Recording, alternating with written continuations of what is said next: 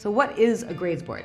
A Graze board is like a cheese board and a charcuterie board got married and had lots of little other delicious babies.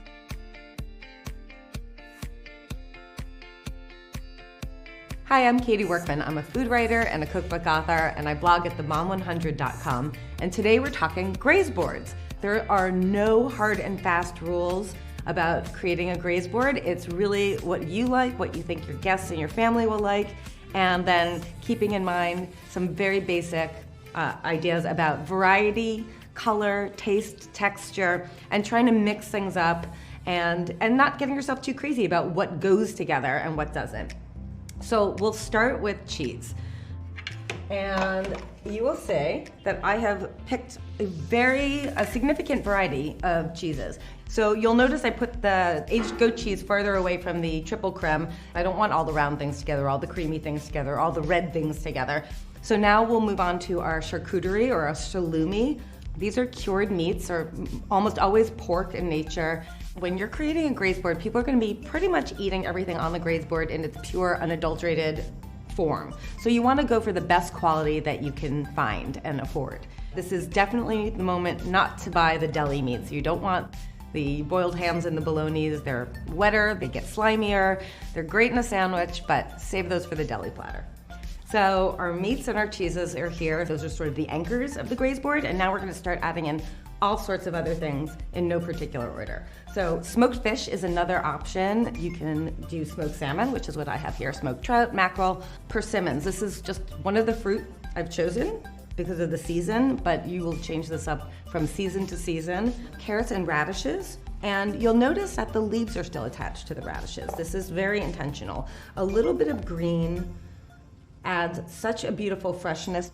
Speaking of greenery, we have some tomatoes that are still on the vine. Cornichon is a really traditional, delicious pairing with all sorts of cured meats. It's also great with salmon. You'll notice that some things on the tray are just sitting on the tray, and some things are in little bowls or containers. It's nice to kind of vary the heights of things, and containers help you do that. Artichoke hearts, and here's some green olives. Oops, went away. So dried fruit, another option. Dried apricots, dried cherries, dried cranberries. Here we have dried figs, which are just a fun little twist on things. So this is the easiest herb dip ever. It's essentially herbs and sour cream and mayonnaise and salt and pepper. So simple to make, and you can use whatever herbs you have on hand, which means you can use up whatever herbs you have on hand. Honeycomb. Honey is really fun to add. Honey pairs really nicely with all sorts of cheeses as well. You can put out a little bowl of honey, and there's truffle honey, and there's so many different kinds of honey. And honeycomb is also really fun. It looks absolutely beautiful. What do we have left?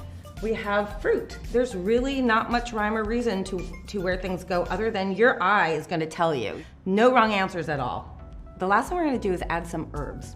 You can use any fresh herbs you have. Again, a great way to use things up. And the herbs aren't necessarily for eating. It's not that someone's gonna necessarily pick up a sprig of thyme and start chewing on it, but they might pull off a couple leaves and add them to their cheese on the crostini or a cracker. So if you look at this Graze board, you'll see that it's really crowded. I mean, really crowded.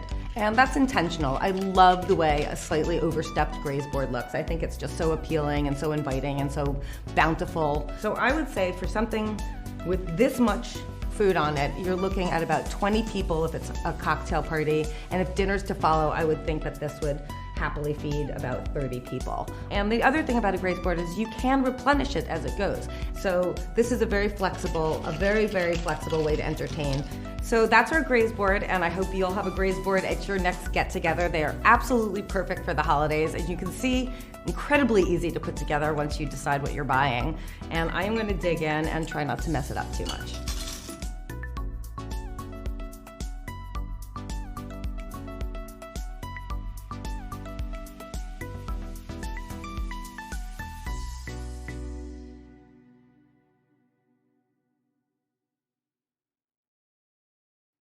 Hey, NBC News viewers, thanks for checking out our YouTube channel. Subscribe by clicking on that button down here, and click on any of the videos over here to watch the latest interviews, show highlights, and digital exclusives.